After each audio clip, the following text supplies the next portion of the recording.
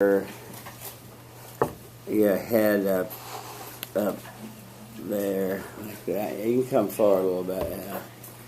Okay. You can put it out there too if you want to. Yeah, that's good. Yeah, that's good.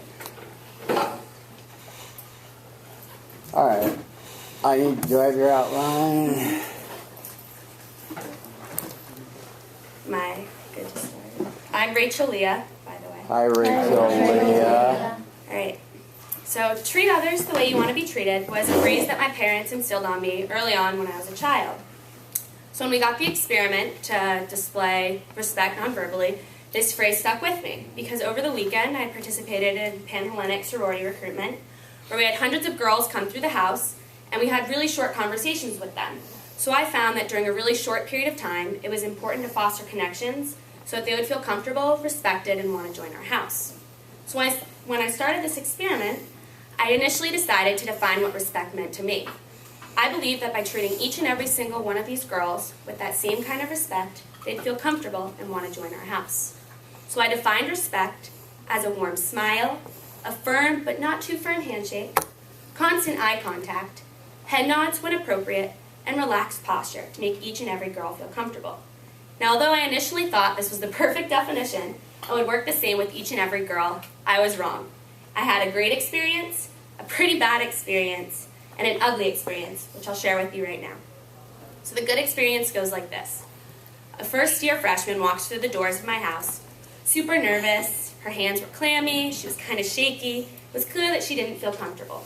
I greeted her with that warm smile, that firm but not too firm handshake, and welcomed her into my house. When we went and sat at a table, I relaxed my posture. I even took my heels off to make her feel comfortable. I think because she felt respected, she calmed down and was able to open up to me.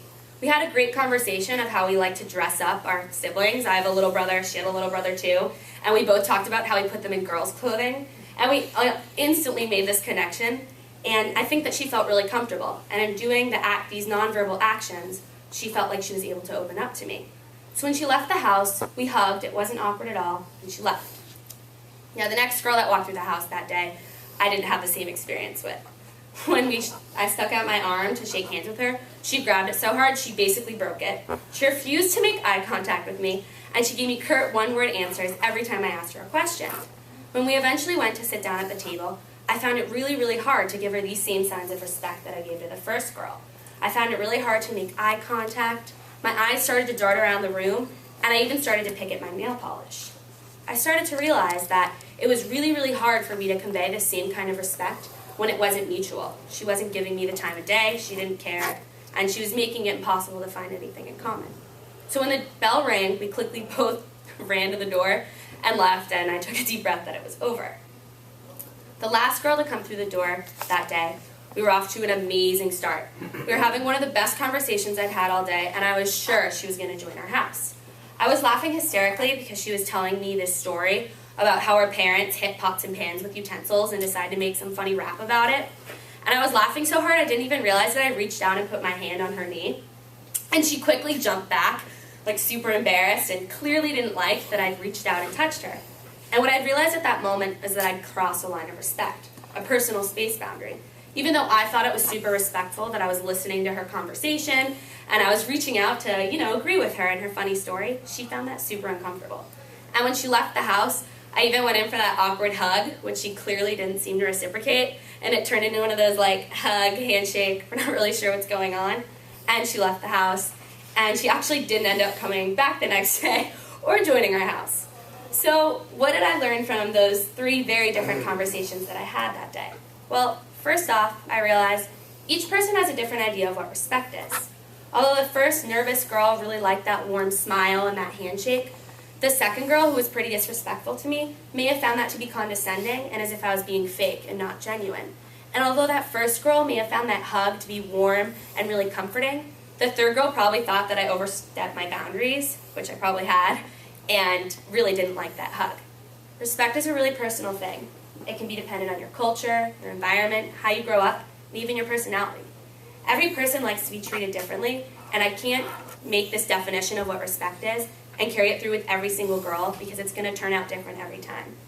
So I realized that you can't treat people how you'd like to be treated, as my parents taught me when I was 5. Instead, I need to treat every single person how they'd like to be treated. Thank you. Thank you. Chloe. Let's start over in this corner today, in the back. Yes, please. My name's Blake. Hi, Blake. You seemed really natural, and it was actually a really good story. And I thought it was unique because we've heard a lot of stories. And yeah, you seemed really natural. You didn't step over all of your words at all. Improvement.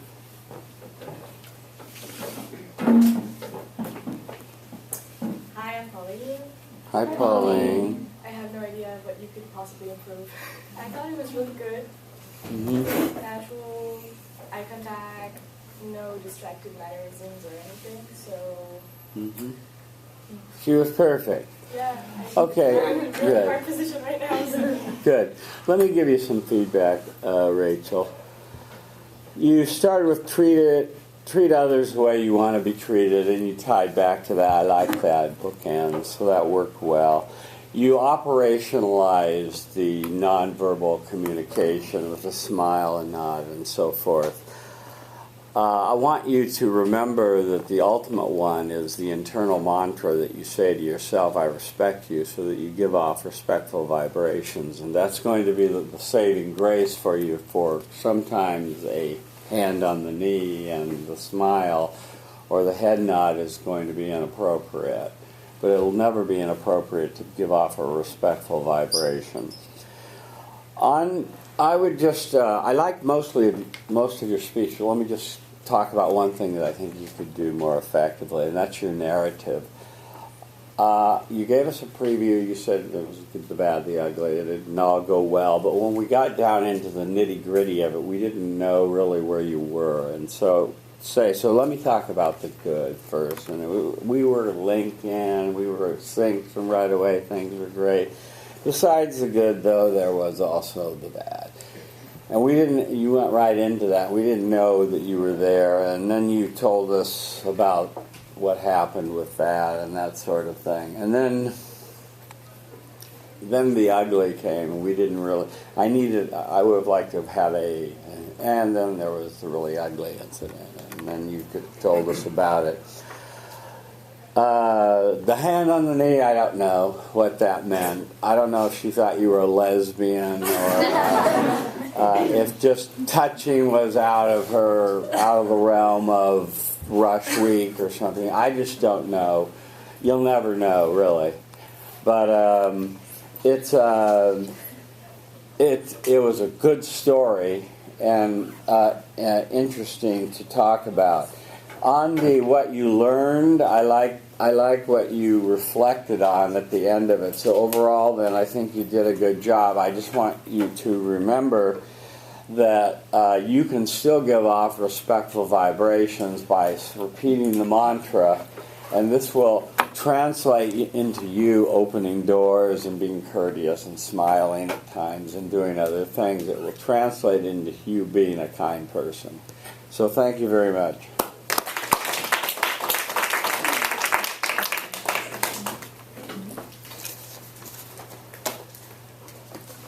Okay, next person should be walking to the front. Camera's rolling. Thank you. We're running out of tape.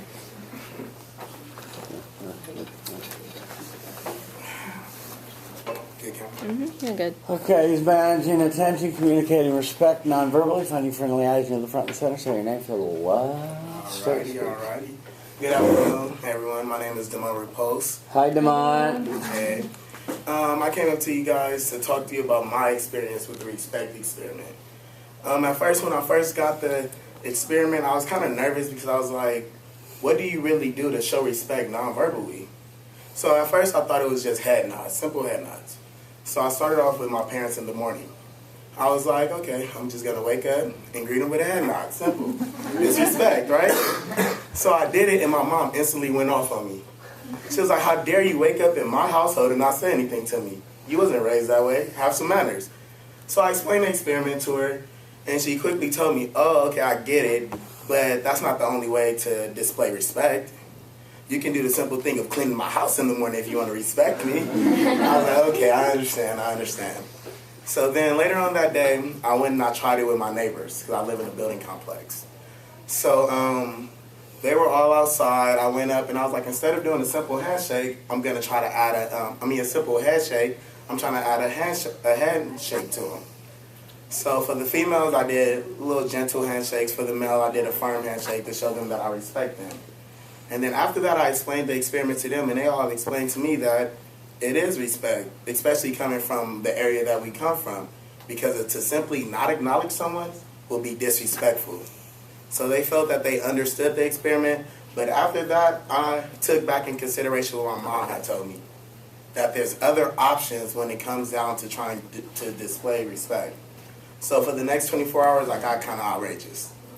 I was like, I'm going to do all types of things that I feel is respectful, as far as opening doors for people, maybe bowing to people when I say hello, just a simple courtesy of being respectful. So the whole thing about my experience is that it wasn't an ugly, a good, or a bad. It was more so of developmental. It was me developing the skills that I need to respect people in a way that I never have done before, or that I don't do as much. So as I continue to do these experiments throughout my building complex, I decided to do it on just the street. And that's where I had a kind of a bad experience. Well, I'm a taxpayer, right? I do taxes. I'm learning how to do taxes. We had an example, we had to do an example of taxes. So a couple came in. I was doing the female taxes while her husband sat on the side. He got angry with me because of how nice and genuine I was being to the lady. So he began to, oh, you can look at me the same way you're looking at her. You can talk to me the same way you're talking to her. But I was trying to explain to him, these are not your taxes. So instead of me being rude, I had to keep on repeating to myself, I respect you. I respect you. I respect you. And from that point on, we were able to come to an understanding, because I no longer got frustrated when he was telling me stop talking to her and talk to him. I was just explaining to him how the numbers are going to work and how he's going to be happy with the return and how things like that is going to happen. So I respected him enough to where he can forget about me being disrespectful to his wife or fiance or whatever you want to call it. So from this experience, I learned that respect is something that not everyone has, and respect is something that not everyone deserves, honestly. Respect is something that should be earned. And I also learned that respect is something that people could interpret in different ways. I learned that respect is something that can get you forward, but respect is also something that can push you backwards. Thank you. Thank you.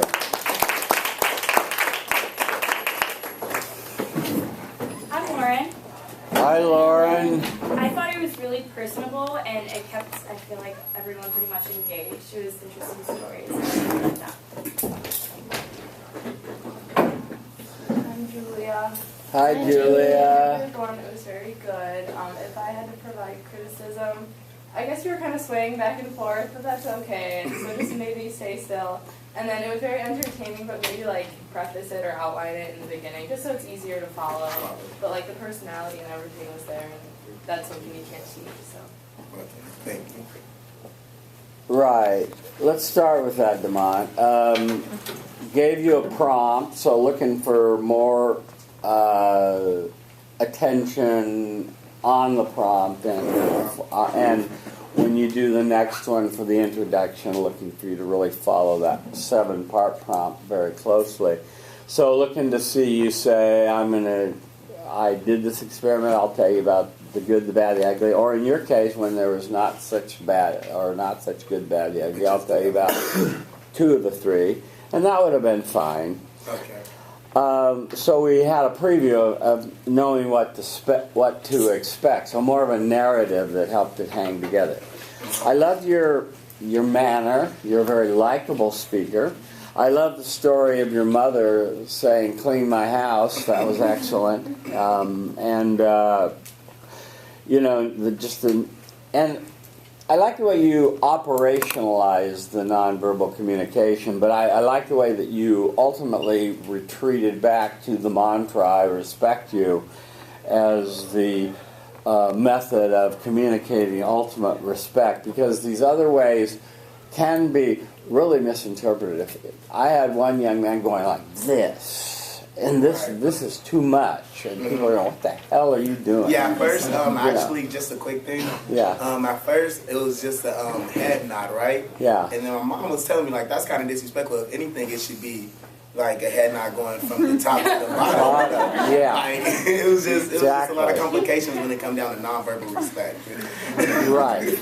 So you've got to watch out for that. But I like the way that you ranged and went around and tried all the different nonverbal aspects of communicating respect, and so that was good. And when you went to sum up what you've learned, I thought you did a nice job of summing it up. So mainly what I'm after is just a little bit more organized, and so it hangs together better. But overall, you did a nice job. Thank you.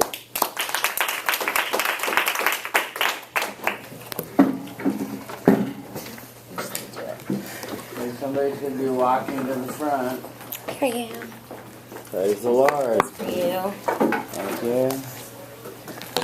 Okay. Hi, my name is Brianda.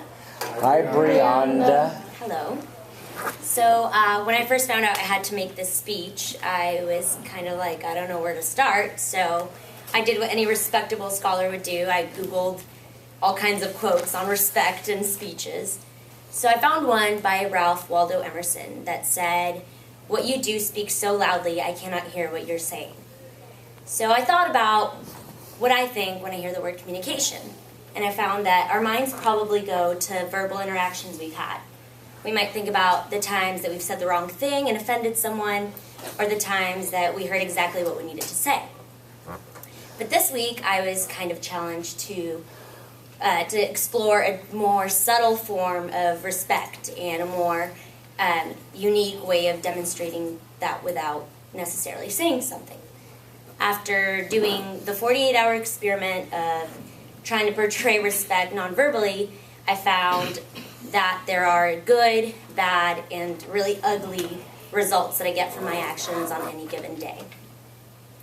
So the good happened during sorority recruitment, which you now all know about. I was talking to a freshman girl, and she came through, and she was so nice, and our conversation was flowing. We were just talking about our Netflix shows that we like to watch, what our favorite TV shows are, but I couldn't really focus so much on our conversation because I couldn't help but notice that she kept fidgeting under the table, or that every few minutes she would look around the room nervously. And on any given day, I would probably just keep blabbing and trying to talk to her to fill in the blanks for the awkward things that were happening. But I decided to show my respect by opening myself up and kind of really trying to make that eye contact. And I asked her how she was feeling, and I asked if she had any concerns about the process. So she then went on to admit that she was feeling completely nervous, that every time she walked into a room, she felt like she had to impress every girl, and it made her feel really uneasy. So I decided to tell her kind of about my freshman experience and how even being on this end of it, I'm still really nervous because we have to impress these girls too, and that's a lot of pressure. So after a while, she kind of seemed to relax, and she was maintaining eye contact, and we ended up having a really good conversation. So I realized that although we naturally pick up on people's cues when we're talking to them, and we have this awesome talent of kind of detecting each other's mental state, we don't always respect the people around us by reacting to the cues that they're giving us. So I found that when I did that and I made a conscious effort to, I had a really good experience. So the bad also happened recently. I just moved into my sorority house with 5 of my closest friends, one of them being Megan. Megan really hates clutter, and so do I. I've always said I'm kind of OCD about it. But lately, every time that we get ready, having 6 girls in the room kind of means you're running around crazily, you're trying to find a mirror, and it's always a wild frenzy. So I tend to forget and leave my stuff on her dresser, which is next to a mirror that I like to use. And this week I was like, I'm going to respect her and I'm going to move my things every time I'm done, no matter how busy I am. But on Saturday, we were rushing to a football game and I left all my things there. I came home after the football game and I noticed that she had taken all my things and placed them back on my dresser, but they were kind of in like a really cluttered manner, which I obviously wouldn't expect her to take the time to organize my things. But I noticed that I was annoyed at the disorder that I saw. And I kind of realized that I've been really disrespecting her space and I haven't been treating her with the same consideration that I kind of demand and pride myself on. So I found that by doing that, even though I'm really trying during this experiment to be respectful, it's so easy to slip up and just not do what you want done to you. The really ugly realization that I came to happened on Bruin Walk. On any given day when I'm rushing to class, I always reach for my phone when I'm walking down Bruin Walk because, God forbid, I make eye contact and then I have to talk to someone and then I have to accept another flyer or maybe even like fill out a survey, which just seems like such an inconvenience. So on this day, I made the conscious decision to leave it in my bag. And of course, I made eye contact. And of course, I ended up talking to people and listening to what they're doing on campus. While I did that, though, I kind of noticed around me and I saw that all the students were kind of doing the same thing that I do every day. And I realized that we're often, as students, we are weighing the opportunity cost of being on time against granting our attention to those around us. And I realized that while we're doing that, we're disrespecting all those people who are taking the time to tell us about their passions and their visions, and we can't even bother to look up from our phones. But we're also disrespecting ourselves because we're really depriving ourselves of that opportunity to explore new ideas and to maybe open ourselves up to those really meaningful experiences if we just did. So for me, I've always said that I'm really open to new ideas and that I really respect people's passions and that I love to hear about them. But I found that when I'm not paying attention, my actions really speak to the contrary. I also realized that communication is really important for humans because it ideally leads to the formation of meaningful relationships. So I also realized that, I also realized that communication doesn't have to be verbal. And that even though we don't have the time to stop and talk to every single person we run into, we can carry ourselves in a mindful manner that reflects and portrays our ideals. Thank you. So that was 6:04. Hi, my name is Christine. Hi, Christine. I think you had a wonderful flow to your whole speech, and I think you were really natural up there. I think it was a really great presentation. Thank you, Christine. Improvement? So if I had to, I'm Thomas, by the way. Hi, Thomas. If I had to give you constructive criticism, I would say maybe in the beginning I noticed a little bit of fidgeting, but other than that, Yeah. Okay, Brianda, right? Brianda? Yeah. A little bit long. So work on your word economy so you get your points in and out. And you started with Emerson. I was waiting for you to tie back to him in the end. Yeah, I did, and then I got nervous. Bookends on that. That would have been nice. On your stories that you told, the good, the bad, you had a good preview. The good, the bad, the ugly.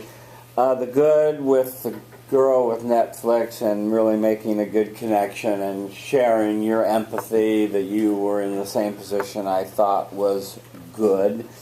Having the experience of living with 6 people in small quarters and being disrespected over your toiletries or whatever it was a good reflection of respecting other people's space and that sort of thing. And you can just still repeat the mantra, I respect you, when you're cleaning up and leave time to put your stuff away and that sort of thing. On the Bruin Walk, you had a lot to say. What I didn't get out of it is how did you ultimately make contact with somebody? Was that change? I know that people invent things. They put on earphones. They they text, and they do anything not to get through the Bruin Walk and not have to make eye contact. Would have liked at the end for a stronger narrative statement to say after you got to the ugly, so what did I learn? And then go into the stuff you went into, because you had some interesting things that you learned and you talked about. Other than that, working on word economy, you did a very nice job. You're a very likable speaker and you're very fluent, so that's good. Thank you.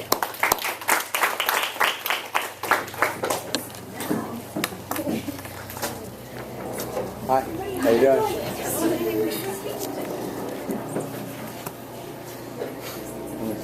These 25,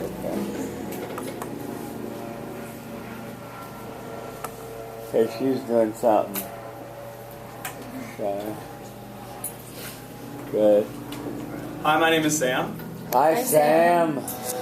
Respect is an idea that has governed humanity for thousands and thousands of years.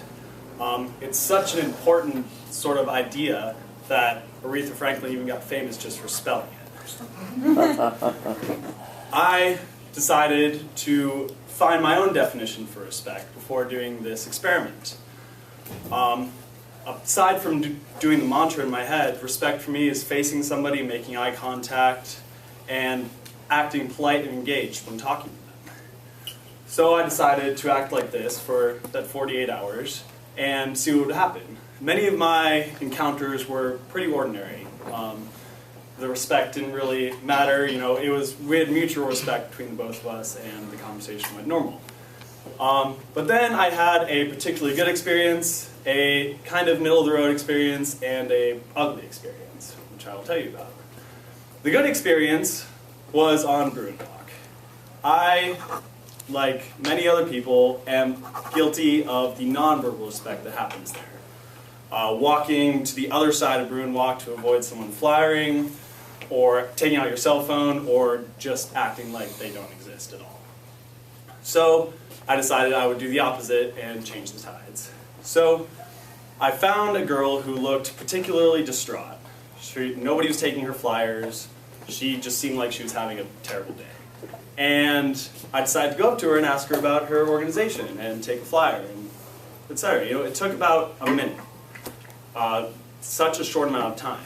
And when I walked away, I looked back and I saw that she had a completely new attitude about her. She was handing out flyers and approaching people and being very outgoing. And I thought to myself, wow, just a minute out of our days can really change somebody, completely change somebody's outlook. I also had kind of a bad experience with respect and the weird balance that we have to keep with it. There's a man in Westwood, a homeless man, who always sits on the sidewalk on the corner by Target. He's always quiet and he always, respects people. He doesn't really seem to be outrageous or anything. He just has a sign asking for money. So I decided I would approach him and give him a couple bucks and say, have a nice day. Just good, I faced him, tried to make eye contact, etc. And he grabbed the money and continued looking at the ground and gave a little grunt. And walking away, it made me think, this is a man who really doesn't get a lot of respect. So maybe too much respect can seem mocking or make him feel uncomfortable with that. I'm not really entirely sure what happened with this experience. Not him, I was not in his brain, so I'll never know. I then had an ugly experience at the gym. It can be very, very, very crowded at the gym, and tensions can be high, etc. I was waiting for a treadmill. All of them were completely full. And upon doing a little scan of everybody who was running, I saw a guy whose timer had been running for almost an hour. And the time limit for treadmills is about half an hour. So I just approached him, smiled, he was wearing headphones, so I approached him and he saw that I was trying to get his attention, so he took out his earphones. And I said, hey, do you think I could grab this treadmill from you when you're done? Kind of giving him a little motivation to get off. And he said, yeah, sure, let me just finish this mile.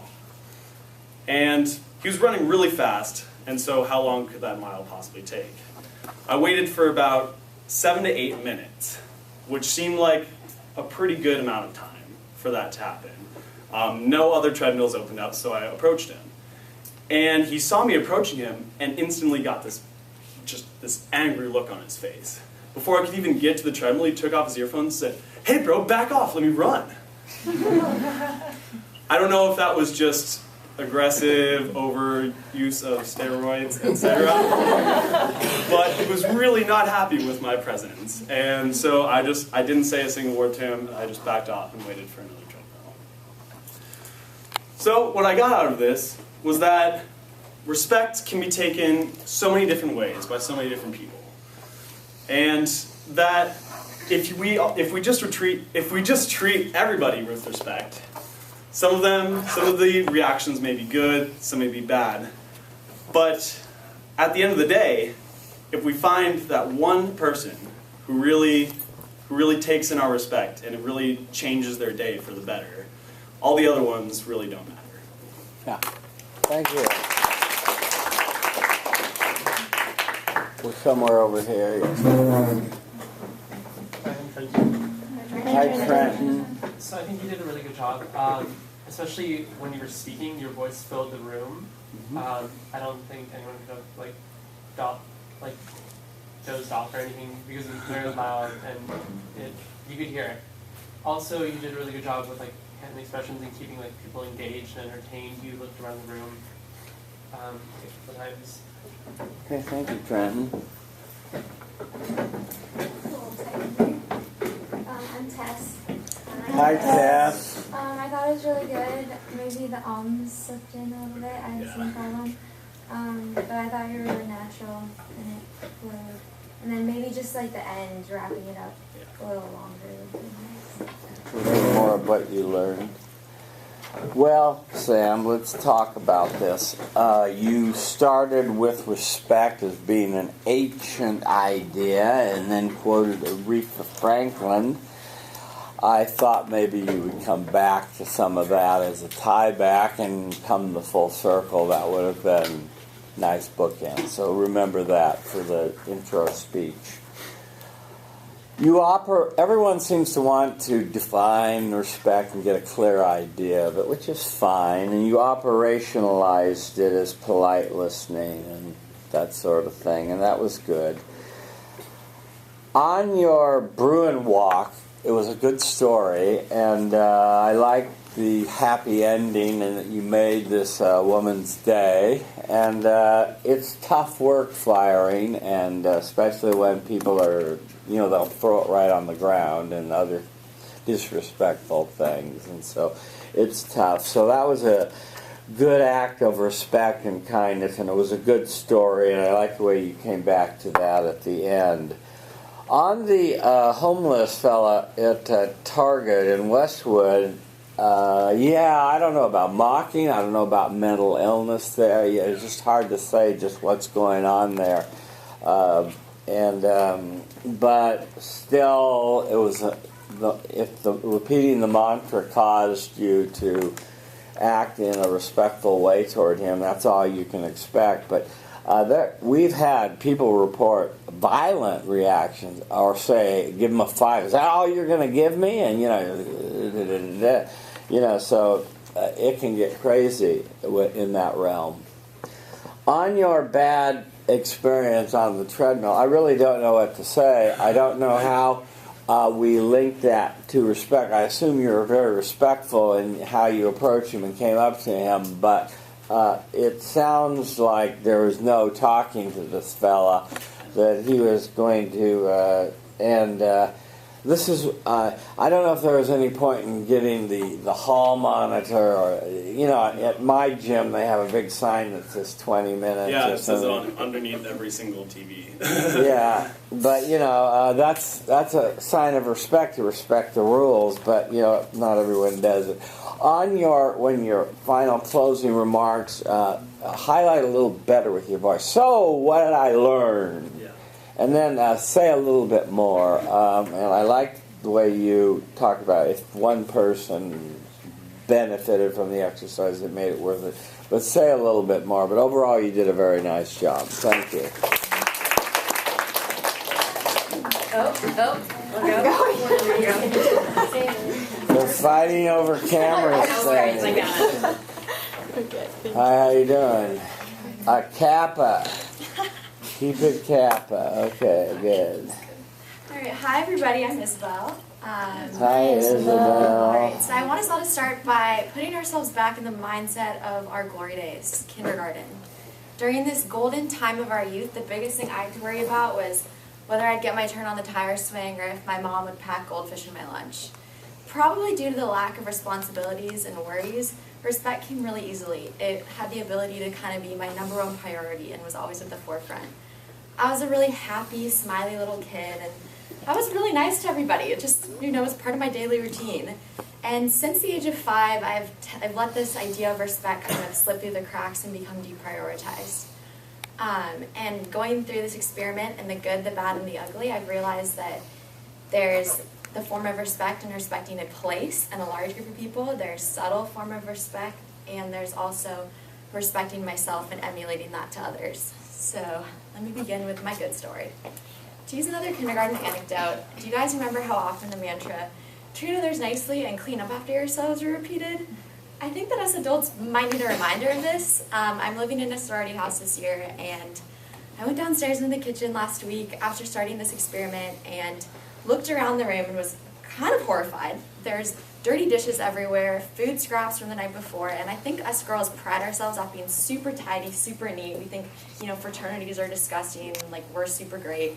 And I realized that we're disgusting. So I kind of took a moment, and was like, I'm going to clean this up. None of this is my mess, but this is, I live here, so I should respect the place that I live, take the time that is necessary, and just put away the dishes, put away the, the food scraps.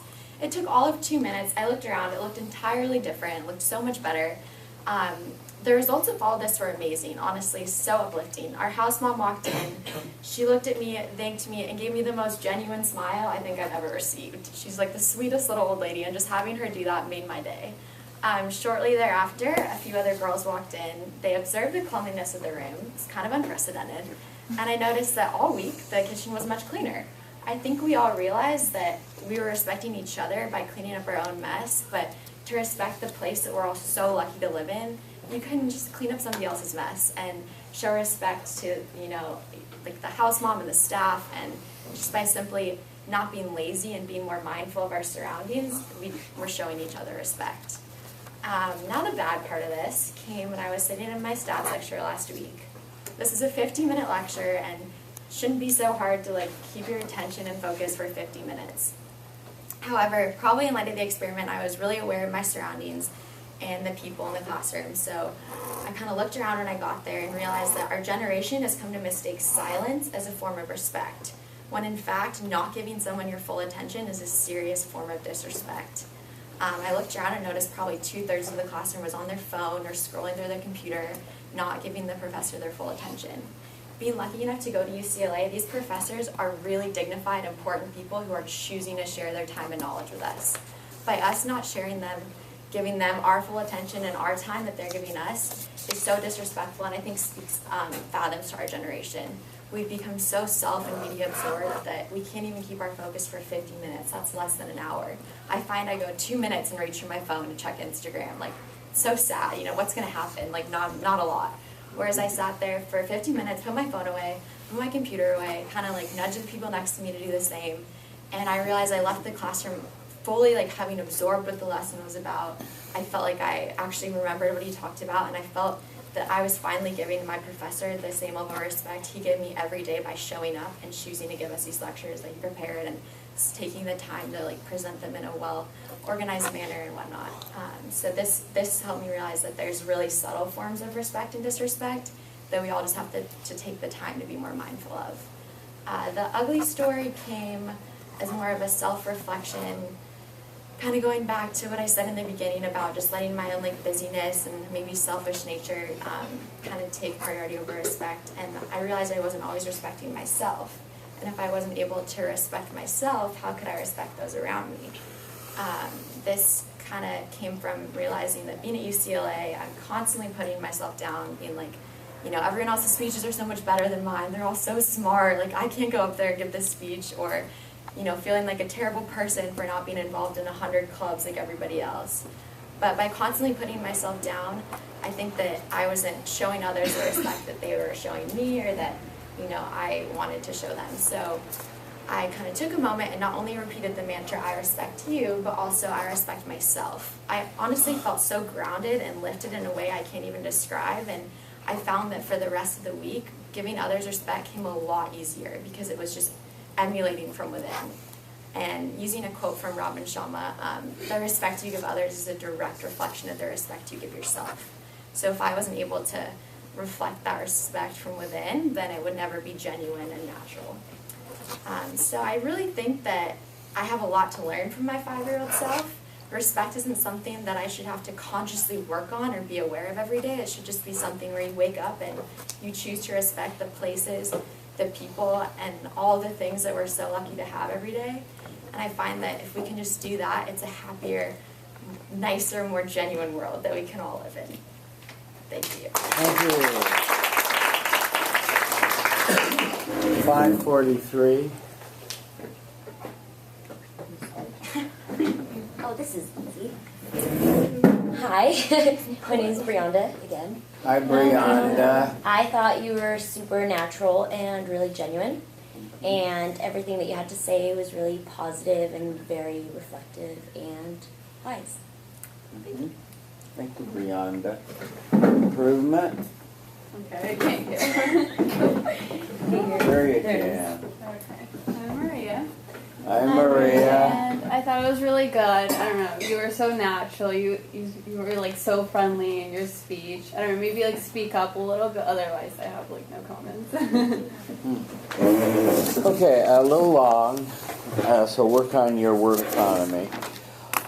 I liked your speech a lot. I liked the kindergarten starting out, the metaphor of the happy days and the kindness of it all, playing nice with others, and the simplicity of it that sort of slipped away from all of us. And it's sort of like the E. Cummings line, and down they forgot as up they grew, and that's sort of what's happened to all of us. We've forgotten that simplicity. On the your preview was fine. On your good story, it was an excellent story, and I like that you took the initiative to clean up, and you were lucky to have been observed by the house mother and a couple of people, but it would have been a good thing even if you weren't observed. There's a virtue into doing these good things even when people don't know that you're doing them. But that was showing an excellent example, and that was a good story. On the bad, yeah, you're preaching to the choir when you're talking to me about this. I get very annoyed when people are texting and on their computers and not listening to speakers. It's this dividing of attention. It's this multitasking that's very tough to take.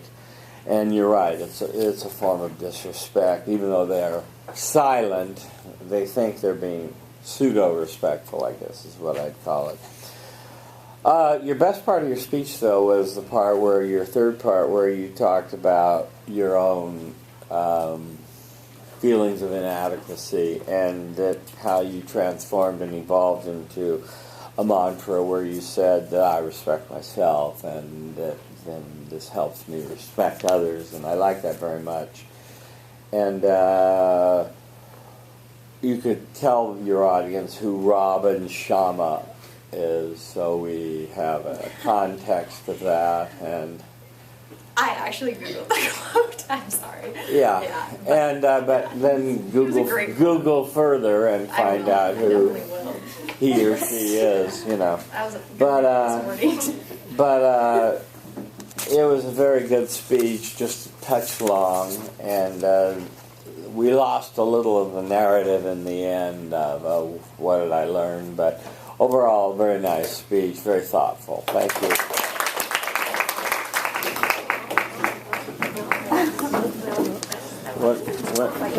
What are we on, 44? 44. But I do respect you. We're wasting tape. Hi. How do those chairs look? Those chairs look okay? Do Am we I need to okay? straighten them up? In Yeah, you look good, yeah. Okay. She's ready for her close-up, Mr. DeMille. Yeah, I know this. Okay. Alright. Hey everybody, I'm Shabby Tabesh. Hi, Shabby. And today I'm going to be talking about respect, like all of you lovely people did. So, a lot of people have brought it up already, but first thing we think about when we think of respect is treat others how you want to be treated. Or for those of you who know the silver rule, don't treat others how you don't want to be treated. It's pretty simple, it has a good flow, and most importantly, it teaches first graders how to share and be nice to each other, which is really what we're using it for. However, I think we can all agree that as you grow older, you come to realize that respect is slightly more complicated than that. So what I've come to learn over my own life and my personal theory when it comes to respect is that there's many different forms of it. There is the type of respect you show to complete strangers. This is often acts of common courtesy, like holding a door open for someone who's carrying a lot of things, or giving up your seat on a bus to someone who needs it more than you. It's really simple, easy things to do that, I mean, we don't really think about, but they really do carry a very, very distinct level of respect to them. Then there's the type of respect you afford professors or bosses, people who are older than you usually, more experienced than you in some respects, and they are your superiors, and you give them the respect that their title affords them. So when they ask you to fix something about your performance, you do it because you're trying to make yourself a better person and you know they're helping you do that too. Or when a professor is lecturing, you give them your full attention because, like everyone has mentioned, they're here trying to teach you and they're giving up their time and their knowledge, so you need to afford them the same respect. Then there's the respect you show friends and family. This is perhaps the most important respect because these are the people that are closest to you. These people have shaped who you are as a person, and without them you would not be the person you are today. So there are many different types of respect, and today I'm going to be talking about an experience I had a couple weeks ago at a mixer where I experienced 3 very different types of respect. I had a good experience, a bad experience, and an ugly experience. So first let's start with the good. I was at a mixer event for the Alumni Scholars Club, which I'm a member of. I'm on the e-board, so I hold a director position. My good experience wasn't with a specific person, but it was really just with all of the freshmen that I interacted with. I went up, I gave a firm handshake to all the freshmen I met, I kept eye contact with them the whole time, I nodded at appropriate points of their story or acted surprised when they told me something surprising. Basically just the little things that we all kind of do day to day. And what I noticed was that the freshmen really reciprocated. So when I shook their hand, they gave me a firm handshake back. They kept eye contact with me the whole time. They laughed at my stories. It works both ways, and I felt really good about myself, and I'm sure they felt the same. I don't know whether that was because I'm on e-board and they want a position, or whether because they're scared of me. I don't know what it was. Maybe it's they genuinely respect me. But for whatever reason, I was very grateful. It was very easy to keep the mantra going, and it flowed very well. Now comes the bad experience. It's not really bad, but I can see how other people would mistake it to be. And that was when I interacted with my fellow e-boarders. Now, these are people that I spent a lot of time with. We're already really close, and we know a lot about each other. So I don't know whether there isn't that pressure to make a good first impression, and that's why maybe when I was talking to them, they would pull out their phone and check their phone for a second. Or they would ask me to repeat something because I got distracted by something happening across the room. Now, I was willing to overlook it because I know these people, and I know they show respect towards me in other ways. So when I send out an email to my e-boarders, they always respond back in a timely fashion. Or when I ask them to come out to my events, they always show up. These are also maybe non-traditional forms of nonverbal respect that we don't really think about, but they're still conveying the same kind of respect for me. And because our relationship is different, maybe they don't do the handshake and the eye contact while I'm talking, trying to tell a story, but they will show it in different ways. Now comes the ugly experience, and that was with a girl that I was talking to. She was, I think, a 3rd year, so same year as me. I'd never met her before. This was the first time we were interacting, and I held up my hand to shake her hand. She just ignored it. I was like, all right, thank you for that, and I took my hand back. So we're already kind of off to an awkward start. And so I started talking, trying to ask her questions. She gave me curt one-word replies. She wasn't really into it. She kept checking her phone. I would try to get her engaged. I'd tell a story. She would just like kind of half-heartedly say like, yeah, it didn't actually make sense to anything I was saying, but she was just not paying attention at all. And at one point, she straight up interrupted me and walked away. She was like, sorry, I really have to go. And then she left and went to talk to someone else. So I knew she didn't have to leave. She just didn't want to talk to me. And I was like, all right, I guess that is what happens. I didn't say anything. I kept repeating, I respect you, until she walked away. Then I went and vented to one of my friends a little bit. And I was like, this girl. Anyway, but while she was there, I kept my respect, so that's good.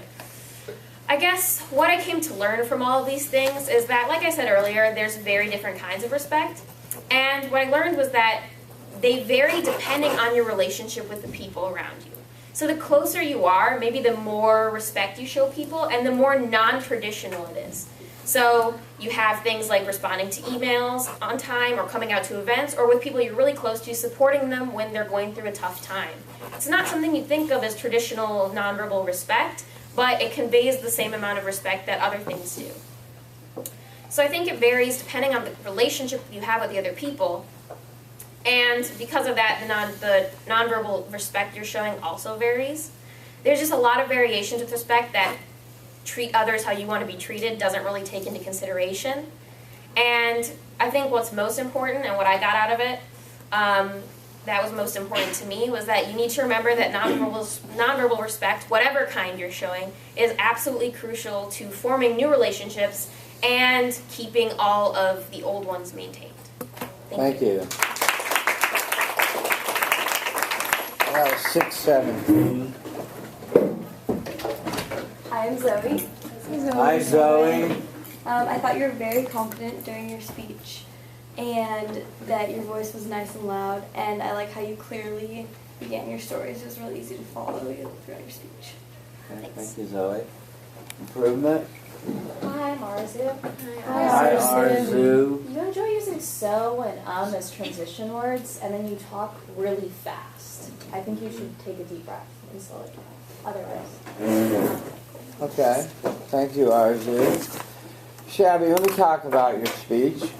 A little long and wordy, so work on word economy and getting in and making your point and getting out. Your intro, I timed it as 1.5 minutes long, so work on, you had a lot to say in your introductory remarks, and you want to get to your stories a little quicker. But they were interesting observations that you made, nonetheless, so they were interesting. On the stories that you told, your operationalizing of the mantra of the firm handshake and the attentiveness and the courtesy and the so forth with the, as you call them, freshmen, seemed to work, and so that worked well, and that was good. On the, what you called the bad, I wonder, I think that people, and I think you can start by setting an example. I'm now talking about the e-board and the sort of the general lack of courtesy and the doing a lot of multitasking while the e-board meeting's going on is very disrespectful, and maybe a word to the wise so the meeting is a little more efficient so people don't have to keep repeating themselves and so forth would be a call to order, and that would be good. On the ugly experience, yes, was this at the same mixer, and this was just Different person. a different person, and she somehow, I felt, did she feel she got stuck talking to you? Is this the yes. Yeah, and but she sounds just rude, like she has no manners. She was. But there's no excuse for this. But I like the way that you still repeated the mantra and handled it with class, even though you vented later. You felt disrespected, and this is why in the beginning of class when we went around and talked about both respect and disrespect, I did that on purpose, because when we are disrespected, we feel rotten. We hate. We don't like it at all. As for what you learned, you had good things to say about that. So overall, you did a good job, except you were just a little bit long. So watch your time and your word economy next time. Thank you. Thank you.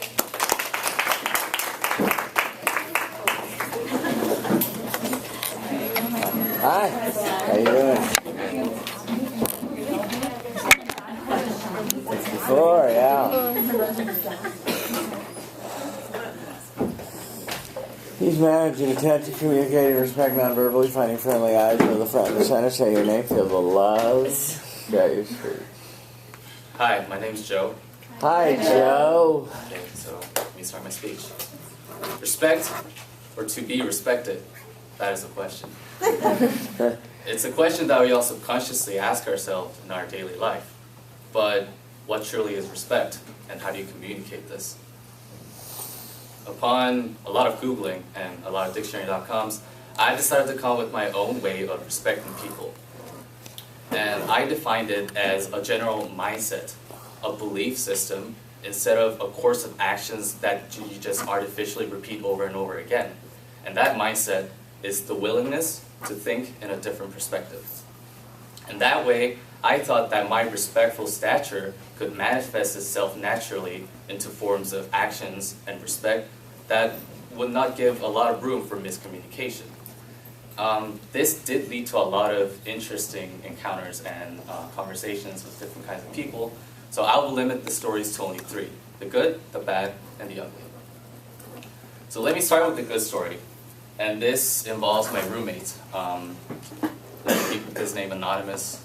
Let's say Wakabala. So my roommate Wakabala and I have been living together for a week.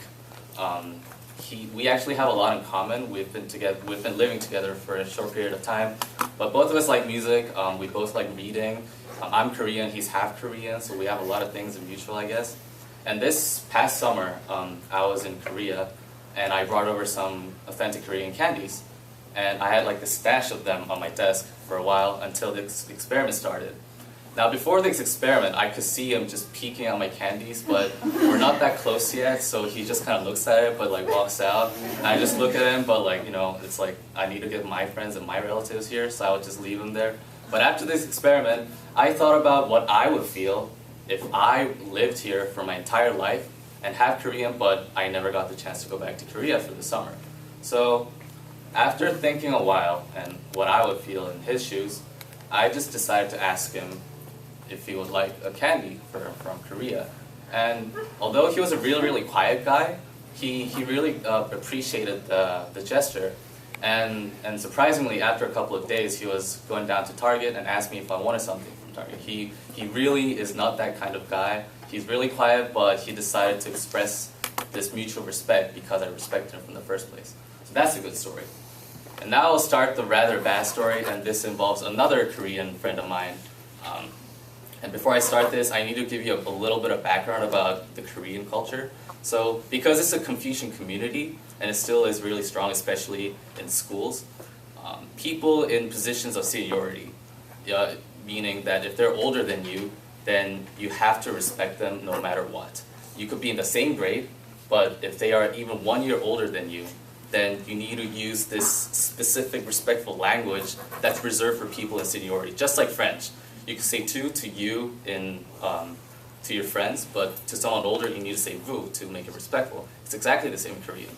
So I was walking down to class, and he was one of my friends. He's a 5th-year engineer, so he's like a god in Korea. Like, you need to respect him no matter what. And he's coming up, I'm going down. We don't really know each other that well, and usually I would just ignore him because I don't really know him. But because I thought about what I would feel if I were, you know, a really Korean guy, and I'm old, and I see this youngster just coming down, I would feel the need to be respected. That's what I just thought. It's a Korean thing. It's really hard to understand.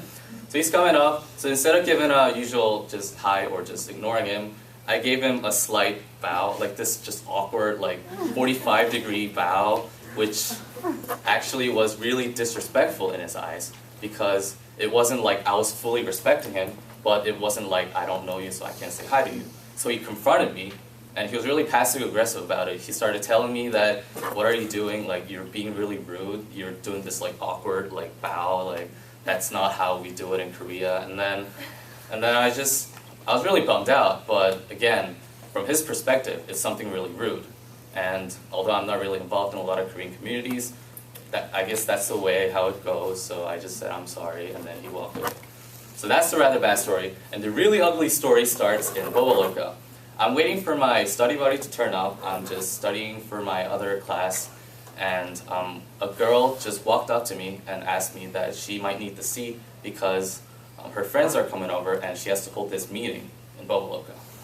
Now, I don't really have a big sense of privacy, so I just gave out the seat for her. I ordered my drink, I go to the bathroom, I come back out, and what I see is she's sending everyone else in Boboloka to the same table that I'm sitting on. And the table's really small, and she's packing, just squeezing everyone to the table that I'm supposed to be on, right? And then I just come out, and then I don't know what's happening, but I need to respect her, right? So I go up to her and tell her that, you know, like, this is really not cool. Like, I understand that you need the space, but this is a public place. And then she just goes, okay, just turns around, and then just talks to her friends. And at that point, like, I'm just like, this experiment's off. Like I'm really torn, like I'm bummed out, and there's this devil on my left just telling me to start a fight. And then there's Professor Miller just telling me, that, son, like, you need to continue this experiment. I can't do it. And then, you know, there are really a lot of compelling thoughts. Like, I'm not a nice guy, but I'm trying to be one, so it's really painful. So after all, I just stood there, and this happened in like a split second. Like, I just stood there, but I thought about what I did back in middle school with my friends, and I probably did worse things than her. So I decided to understand, maybe she had a really important business that goes on, she really needs the space. So I just backed up and then went back to the seat, and that was the end of the ugly story. Now, the most important thing that I learned from respect, from these three stories, is that respect is completely subjective. I wanted to avoid the problem of miscommunicating my respect, so I decided it as a mindset. But even so, it became just something that could be really rude to other people. So if you really, really want to respect someone, I learned that you need to know the person that you're respecting in order to properly communicate the sincerity that you want to communicate. So that's the end. Thank you. Thank you. 608. Hey, I'm Damon, everyone. Hi, Damon. I personally like your speech. I think that you're a great speaker. I like the humor that you use throughout it to keep us engaged. Yeah. Okay. Improvement. Thank you, Damon. Hi, I'm Trish.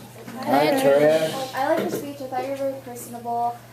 You did say so and a lot, and I thought that was a little bit distracting, but it was okay because you were very personable, and I think that made it for slightly. But just try to alleviate from using that as transitions. In the beginning, you were like, so I'm going to start my speech, but instead of doing that, just throw everyone in there because you did really well. Just start your speech. Thank you. Joe, let me talk about your speech. You had kind of it was a little long, you had kind of an interesting work through on the getting into the concept of respect, and you came up with this whole idea, this concept of respect. On the, and you talked a little bit about the Korean culture and so forth, and that was interesting. On the first story of where you gave respect to your roommate and you used respect as a form of empathy, and it worked very well. You gave him a piece of Korean candy and he asked you if you needed anything from Target, so it turned out to be a positive thing. That was excellent. On the second one, the bad story where you bowed to the upperclassman engineering student, I think that this can be avoided by not doing these excessive nonverbal gestures, but by just saying the mantra and just give a slight nod or just a wave hello, but just saying to yourself, I respect you, and he'll get the vibe without causing any disrespect, but he'll know that you respect him. And thank you for remembering not to cause a scene in the Boba Loco or whatever it's called, Boba Loca. There are people that take advantage of other people, and but it's not worth what you were going to try to get into or go for or whatever. And then I think I liked your closing on what you learned. So overall, just a little bit long. Watch your transitional of the so's and the ums. Put those down as one of your speech goals for your intro speech. But overall, you did a nice job. Thank you. 105. I think we better aboard, huh? Okay. Okay, battery change.